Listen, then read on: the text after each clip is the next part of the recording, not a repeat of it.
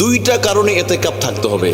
যারা ইতিকাফে থাকবে লাইলাতুল কদর মিস হবে না। এক নম্বর, একদম পরিষ্কার ইতিকাফ কেন থাকতে হবে।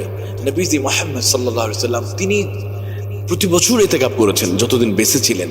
তাহলে আমরা ইতিকাফ কেন করব না ভাই? ইতিকাফ করলে না আমাদের লাভ। ইতিকাফ করলে দেখেন দুইটা লাভ। এক নম্বর হলো লাস্টের 10 দিন যদি কোনো ব্যক্তি ইতিকাফ করে, ওই মানুষটার লাইলাতুল কদর পাওয়ার সম্ভাবনা আছে। যে লাইলাতুল কদর পেয়ে যাবে, নবীজি মুহাম্মদুর রাসূলুল্লাহ সাল্লাল্লাহু আলাইহি ওয়াসাল্লাম এই লাইলাতুল কদরের জন্য রমজানের শেষ দশক তিনি ইতিকাফের মধ্যে বসে যেতেন। ইতিকাফে বসলেই লাইলাতুল কদর পাওয়ার সম্ভাবনা একদম 100%। কারণ 10 দিন মসজিদে থাকবেন আপনি, এখানে ইবাদত করার সম্ভাবনা অনেক বেশি। আল্লাহ তাআলা কোরআনে বলেন, ইন্না আনজালনাহু ফি লাইলাতিল কদরি ওয়া মা আদরাকা মা লাইলাতুল কদর লাইলাতুল কদরি খায়রুম মিন আলফি শাহর। আল্লাহ রাব্বুল আলামিন বলেন, নিশ্চয়ই কুরআনুল কারীমকে আমি আল্লাহ কদরের মহিমান্বিত ফজিলতপূর্ণ রাতে আমি আল্লাহ তাআলা কোরআন নাজিল করেছি। নবীজি আপনি কি জানেন কদরটা কি?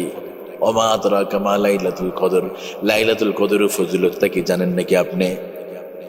লাইলাতুল কদরি খায়রুম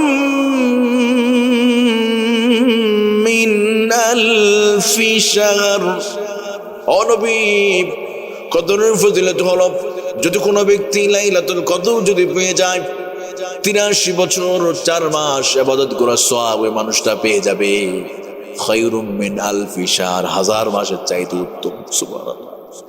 এই লাইলাতুল কদরটা যারা ইতিকাফে বসবে তারা লাইলাতুল কদর পাবে 100%। কারণ লাস্টের 10 দিন যদি মসজিদে বসে থাকেন, মসজিদে থাকেন, আপনার লাইলাতুল কদর পাওয়ার সম্ভাবনা অনেকটা বেড়ে যাবে। 2 নম্বর, যারা ইতিকাফে বসবে রমজানের শেষ দিকে আল্লাহ জান্নাত বিক্রি করে দেয়, জান্নাত বেচা কেনা হয়। আর অন্যদিকে রমজানের শেষ দশকে বাজারগুলোতে ওখানে জাহান্নাম বিক্রি হয়। অনেক মানুষ বাজারে গিয়ে জাহান্নাম ক্রয় করে, আর জান্নাতীরা মসজিদে এসে জান্নাত ক্রয় করতে থাকে। কারণ মসজিদে থাকলে গুনাহ কম হবে, ইতিকাফে থাকলে তার চোখের গুনাহ কম হবে, হাতের গুনাহ কম হবে, তার মুখের গুনাহ কম হবে। আর আপনি যত বাজারে ঘুরবেন, আর আমাদের বর্তমান রমাদানের শেষ দিকে দেখবেন সব নারীরা বাজারে চলে যায়। এখন তো মার্কেট মেয়েদেররা বেশি করতে হবে, কারণ ওনারা বেশি মাহফিল করবে, ওনারা বেশি মানে মার্কেট করবে।